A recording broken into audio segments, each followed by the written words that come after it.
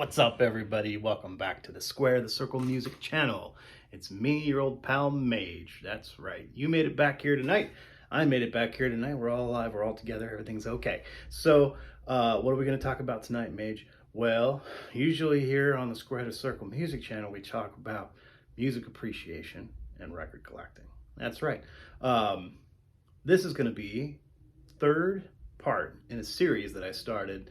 I mean, I didn't really declare it any kind of real series, but I kind of did, one video, and then I was like, okay, well, let's follow up with another video, kind of same idea, same concept, but do a little bit of a twist on it. And this is just going to be, a third part in that continuing saga. So I talked about, I was watching YouTubes and everyone was showing off all their gems and all their favorite, rare and expensive and fancy records. And so I was like, I got a couple kind of fancy, neat records. So I showed off my most valuable records, quote unquote, valuable. And then I was like, okay, well, that's kind of, let's lighten the mood here and talk about, what's real and why we love what we love. And I talked about my most valued, it's not about a price tag. It's not what it's worth. It's not what Discogs, says it's worth. It's worth what it's worth to you, personally. And so I did my most valued records, and this is going to be the next part, in the continuing saga, the closing chapter in this little series, this mini series that I'm calling it. So this is going to be 10 selections out of my collection that are completely worthless. So these are like 10 records that are valued at basically nothing or $1. Basically, I purchased all of these for $1 or less. So that's part of the theme there. But they mean the world to me, and I'll never let them go. And they're totally worthless, but they mean so much and they're worth so much to me in so many ways.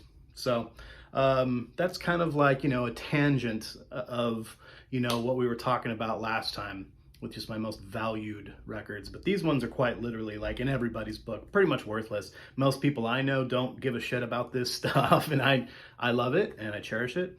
And it's also total garbage, and no one would ever pay more than $1 for any of it. For, like I said, numerous reasons, but let's just get into it, shall we? All right. First on the list, I have talked about this artist before.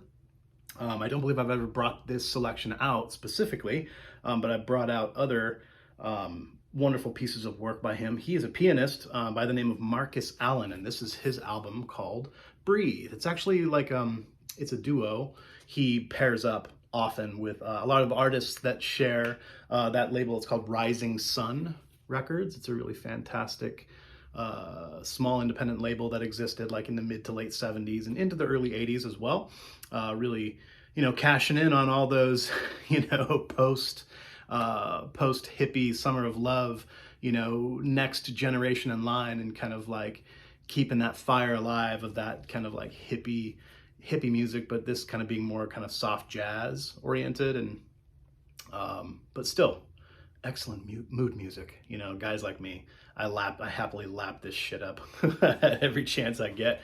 And his records, you'll never pay more than $1. It's totally worthless. Nobody gives a shit about this music and these artists, but I love it dearly. And it just so happens, of course, to be, I don't buy anything anymore that isn't, in pristine condition. So, yeah. I'm a happy man when I run across this kind of stuff. And it's, like I said, it's worthless to anyone else but me. So there's that, first on the list. Second up, one that you've probably seen, gracing the wall behind me. I've had it hung on the wall mostly because I bought it because I love the art. I particularly, the art is very captivating and it drew me right in. And I, of course, saw that it was titled Percussion, boom, boom, and the art is magnificent. I love that orange kind of weird yellow like paintball splatter kind of thing, and there's the pit orchestra, the boys in the back, the percussion ensemble in the back, and it's just got some kind of run-of-the-mill standard demonstrations in hi-fi stereo sound, and then they play a few like toccatas and like all kinds of interesting little pieces by Carlos Chavez, Bela Bartok, interesting stuff. So I don't know, man. I love this dearly, and it's got a wonderful luster to it still. It's not damaged, beautiful sheen, and cool Capitol label up there. And I happen to be a percussionist of sorts myself. So yeah, played drums my whole damn life. So it was kind of neat to, I like to hang this on my wall. Wonderful artistic expression. And it's fun to listen to as well. And it cost me less than 99 cents.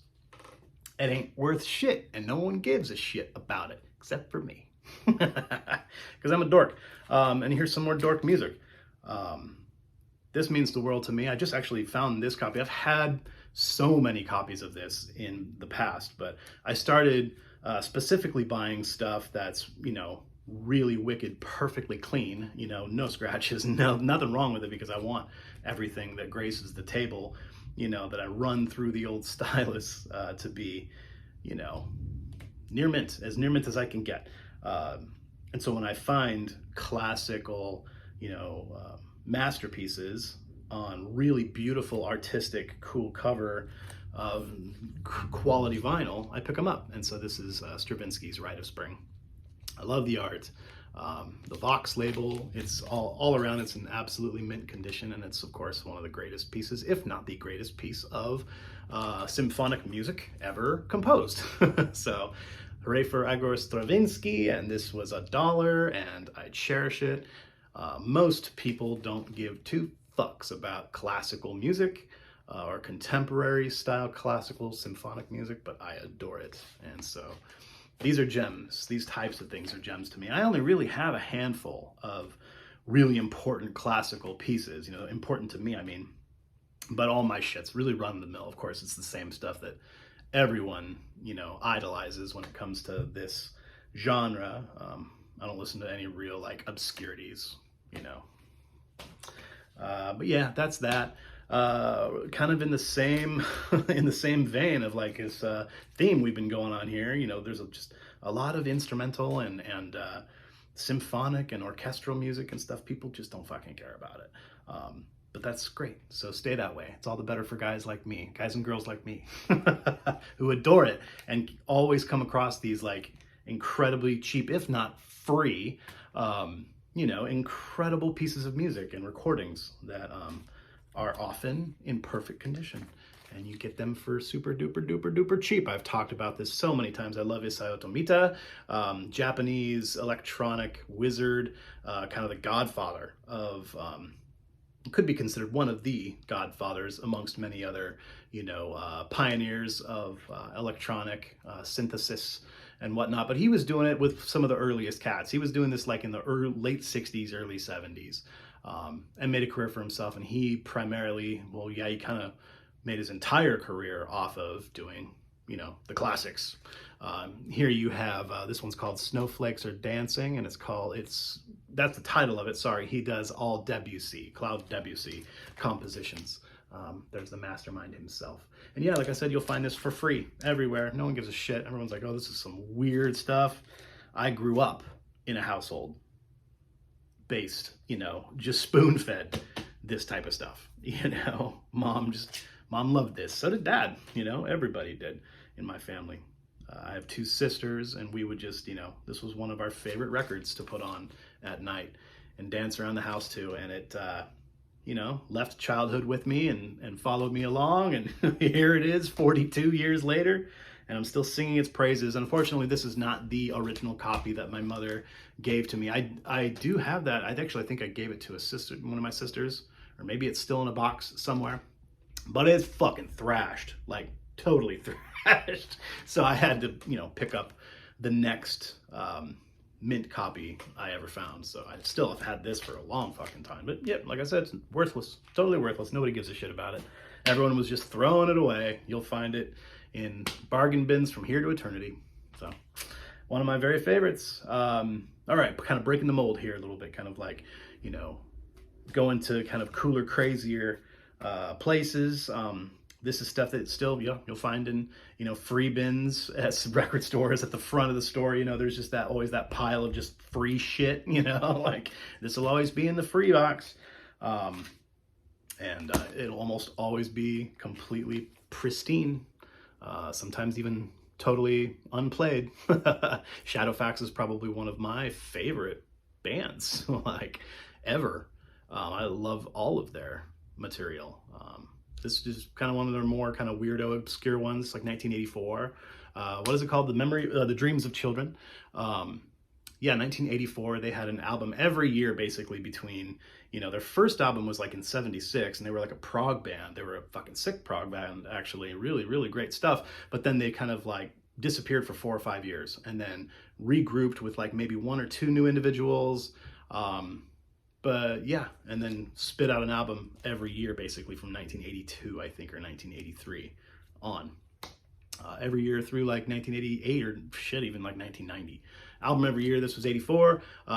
This has some of my favorite of their songs. It's like on all of the Windham Hill collections and all that stuff. So this is a fantastic fucking album. Again, totally worthless to most people, almost everybody. And I adore it. It's free most places. So yeah, hooray for Shadowfax. If anybody's never listened to Shadowfax, check them out. They're really just kind of like a prog adjacent, kind of more like, jazz, jazz inspired, Celtic music inspired, super dork music, 80s, early 80s dork music. So check them out. They're super great. Yeah, this may surprise some people, but these albums are pretty much worthless to everybody. Everything beyond like, Days of Future Past and, like their second, third, and fourth album. I don't know, maybe this was like their fourth. I don't know. It's always just, it's in the dollar bins. Nobody likes it. To Our Children's Children by the Moody Blues. Another one that's just kind of like, people just kind of throw it aside. The art is particularly kind of terrible. It's really great, actually, I think it's cool. When you open up the gatefold, it's kind of like, the walls of the cave, the stories, the paintings, what we're going to tell our children's children. It's, the message is always really deep with these guys. It's always, fueled with, poetic genius and, really kind of like over the top melancholy, kind of like super emotional music. But these guys are fucking awesome. And most people don't give 2 shits about them. So this one, for some reason, just always happens to be like dollar bins. Always in the dollar bin. I don't know why. But it's great. A couple really, the Higher and Higher, that's how they open up the album. Of course, The Eyes of a Child, Part 1 and 2. Lots of material on this album. Yeah. I guess it just really doesn't give enough praise. I guess that's probably why I thought of it and brought it out. It's just always so cast aside, It's a really good album. All right, well, we're moving through this one pretty quickly, guys. I bet you guys are really appreciative of that. Hopefully we won't have any disturbances this evening while I'm sitting and chatting at you. It's actually still like, you can probably see the daylight. Pretty crazy. Yeah, the sun's staying up later and later and later every day. People are getting all kind of excited about this. We have a couple of pools here at my house. It's a big complex. I'm actually the maintenance man on the property, and I do all the, besides like all the installations and total, redo of all the apartments. We rip everything out, demo everything, and then rebuild it from scratch. That's basically what I'm doing every single day. As well as just kind of like being the maintenance monkey on this pretty huge property. It's like 10 acres, 4 city blocks, 270 plus apartment units. And when people finally kind of like they come out, COVID's over, and they're coming out of their holes and the sun's coming out and everyone kind of knows me and sees me around the property. They know I'm the maintenance dude and I got the keys on my belt. So it's just like, they spot me and now people are getting comfortable with like, oh, he's kind of a nice guy. Like, I'll just go tap on his door and ask him to unlock the blah, blah, blah for, you know what I mean? It's like, God damn it. I'm having people come up to my front fucking door asking me for shit all the time. Whatever, it's the seeds I've sown, right? It's what I do for a living. I'm fucking Mr. Miyagi. It's great. But, God, man, hopefully I don't have anyone come up and knock on my door. It just happened before I did the video, so that's why I'm talking about it. And I look through the peephole and I'm just like, nah, dude, not answering the door for you. Fuck you. Go away. Don't ever come back to my door. I'm such an asshole. I don't know. I should stop giving people like an ounce of kindness. I should just be a hard ass all the time, right? Maybe then people will leave me alone to spin my records and drink my tea in peace. All right, guys, I'll finish up this list for you. I'm sorry, I get to jibber jabbing about my personal life. You guys don't want to hear about my personal life. Let's talk about records. This is another worthless piece of shit that no one cares about except for me.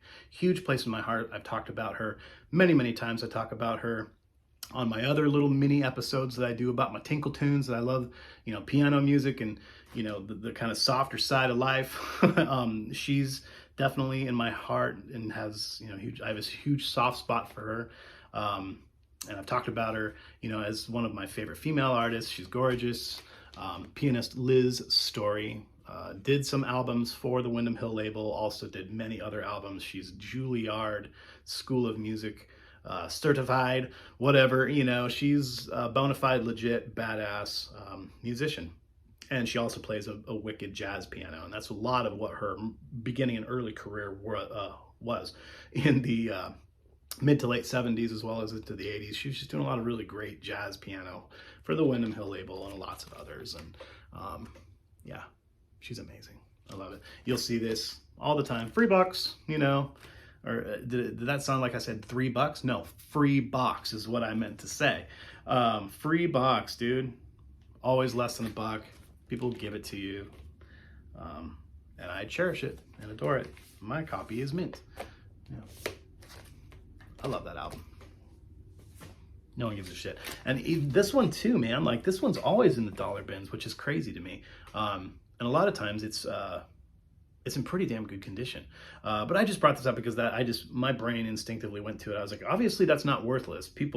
I worship this album. This album's on my top 10 of greatest, most important, most influential prog rock albums of all time.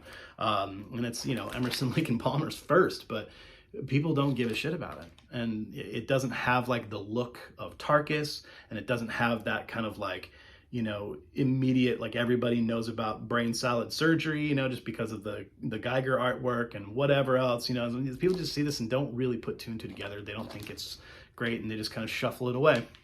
And so you'll always see this in the fucking free boxes. It's crazy. It's got probably their most well put together song list, in my opinion. I fucking love Tarkus as well. But for me, it's all, when it comes to ELP, it's all about just the first two albums, man. I'm just like Self-Titled and Tarkus. That's all I need. That's all I need. I'll sometimes, like, if I come across a really super clean, cheap copy of Brain Salad Surgery soon, I'll pick it up. But I don't ever see it. So I'm not going to pay $10 or $15 for a used copy of Brain Salad Surgery. It just doesn't have that much of a special place in my heart, but this one sure does. And for some reason, this is the one that people always cast aside. It's always such a castaway. That's just kind of how I felt about it, and I wanted to pull it out and remind all of you that this thing is worth its weight in gold. It is super important to the world. I feel that this was inspirations for proto-metal groups to come, you know. What was this, 1970? And so I have a feeling that this really inspired a whole generation of up-and-coming musicians that were gonna start playing some really creative, incredible, even like more kind of heavier style music. So that's what it means to me. Another one, kind of similar story, like a total kind of just like an undiscovered little gem that people, they see it, the art's kind of dull and ugly, and you're just like, what is that? Maybe I've heard it before, but it's got a fiddle in it and it's fucking weird and whatever. And it just happens to be one of the greatest prog fusion, you know, fusion jazz progressive albums like ever created. What If by the Dixie Dregs? What the fuck? Like, it's insane. People skip over this album and never talk about it. Never heard anybody talk about it. Rod Morgenstein, one of the greatest fucking fusion jazz rock drummers ever in the history of the world, the history of the universe. Love Rod Morgenstein. this whole band is fucking sick. It's almost kind of a semi-pseudo supergroup, kind of. I don't know. I really need to dig much, much deeper into their true history, because a lot of these names I know I've seen them play with like other bands around the same time, and they changed their name from the Dregs to the Dixie Dregs halfway through their career. Anyway, this was like 1978, so it's got that really fantastic kind of like drippy fusion, almost 80s kind of like pop up, kind of like pop jazz. You know, I don't know. It's fucking sick. Still really cool elements of classic prog too. Great synthesizer playing, great keyboardist, great guitarist. Fucking everything about this album rocks, and every bit's always cast aside. I see this in the free bin, constantly in the free bin, and I'll shoot you guys straight. I probably got this from the free bin at House of Records for whatever reason, man. I don't know. Probably because it's not a fucking seller. Like, it probably just doesn't sell. Maybe there's a couple of hairline scuffs on here, and Greg was like, nah, don't need it. It'll only sell for $1 anyway. Whatever. I think I got this from the free shelf at House of Records. So whatever. It's fucking priceless to me. Okay, guys, I'll leave you alone. This has got to be on everybody's, favorite albums, or, favorite movie soundtracks, and favorite album art, and just favorite everything. But it's just kind of, classical compositions. No one gives a fuck about classical compositions. It's like, whatever. You can digest classical music in many different forms everywhere, all the time. It's always been around, and it's a part of all of our DNAs. But I just love it because of its sentimental, meaning to me. I love the art. I love the film. The film is my favorite movie of all time. And I know you guys are like, wait a second, you're being a hypocrite. You're contradicting yourself. You said on other episodes. Yeah, I have 2 favorite films of all time. They're in separate genres for film, and they kind of harbor that like #1 spot in my brain for different reasons entirely. So I kind of just always call it like a battle. Like, they're my 2 favorite films of all time. And that dichotomy, that's just kind of who I am. Anyway, this happens to be my favorite film of all time as well.